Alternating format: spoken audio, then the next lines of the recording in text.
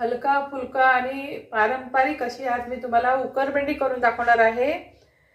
कणकीची उकरपेंडी कशी बनवायची, चला पटकन व्हिडिओला आता आपण सुरुवात करू। कशाला वेळ करायचा, चला आज तुम्हाला पौष्टिक अशी उकरपेंडी करून दाखवणार आहे। त्याच्यासाठी पूर्व तयारी म्हणजे आपल्याला कांदा बारीक चिरून घ्यायचा आहे आणि मिरची सुद्धा चिरून घ्यायची आहे आणि टमाटर सुद्धा मी चिरून घेणार आहे।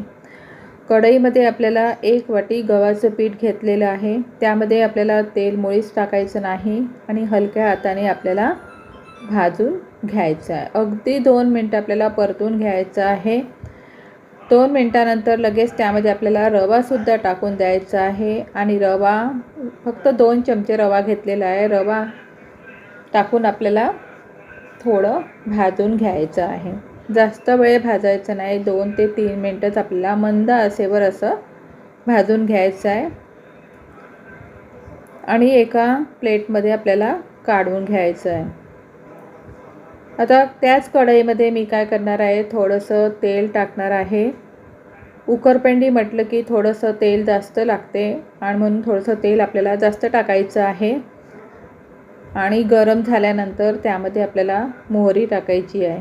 मोहरी झाली की थोडं नंतर लगेच आपल्याला मिरच्या टाकायच्या आहे आणि थोडं जिरं सुद्धा त्यामध्ये टाकू शकता।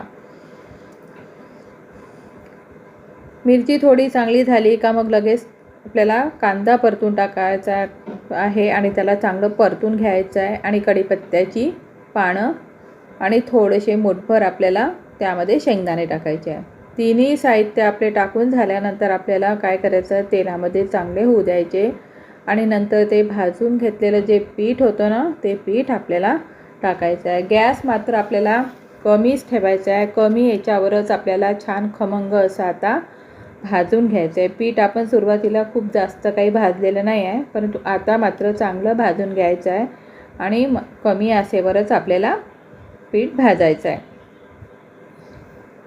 पीठ भाजून झाल्यानंतर थोडंसं अर्धी वाटी त्यामध्ये आपल्याला ताक टाकायचं आहे। ताक नसेल तर तुम्ही दही सुद्धा टाकू शकता, नाहीतर मग दह्याला सुद्धा तुम्ही घोटू शकता।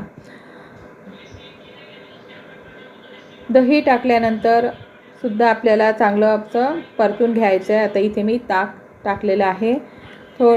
आता आपलं कणिकसुद्धा छान मस्त भाजून गेली आहे आणि त्याच्यामध्ये वरून आपल्याला टमाटर टाकायचं आहे। कांद्यामध्ये टमाटर टाकायचा नाही, वरतून आपल्याला टमाटर टाकायचं आहे।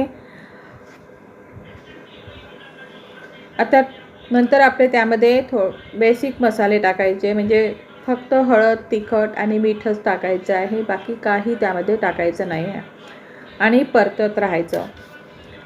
इथे मात्र आपल्याला थोडंसं कोमट पाणी करायचं आहे आणि कोमट पाणी आपल्याला टाकायचं आहे। एकदम पाणी टाकायचं नाही, कारण इथे कसं आहे, जी मी तुम्हाला उकरपेंडी करून दाखवणार ना, ती आपल्याला मोकळी अशी उकरपेंडी करायची आहे। त्याच्यामुळे थोडंसं पाणी टाकायचं आणि नंतर झाकण ठेवून वाफ काढून घ्यायची आणि परत आपल्याला एक वेळा बघून घ्यायचं आहे।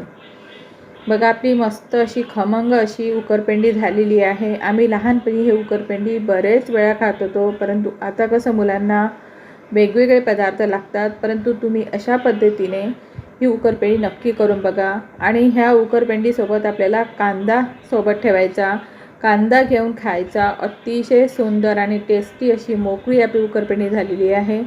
आणि तुम्हाला व्हिडिओ आवडला असेल नक्की लाईक करा आणि शेअर करा। धन्यवाद।